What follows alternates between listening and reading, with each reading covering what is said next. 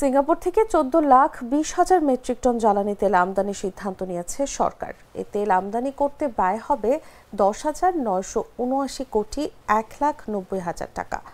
সোমবার সচিবালয়ে অর্থ উপদেষ্টা ডক্টর সালেউদ্দিন আহমেদের সভাপতিত্বে অনুষ্ঠিত সরকারি ক্রয় সংক্রান্ত কমিটির বৈঠকে তেল আমদানির এ অনুমোদন দেয়া হয়।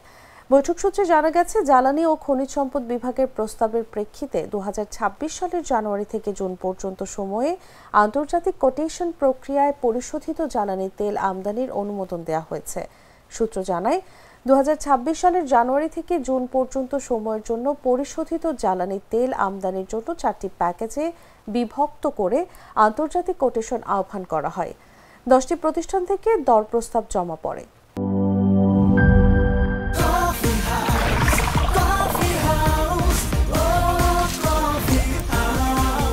কফি হাউস, প্রতি চুমুকে আড্ডা জমে।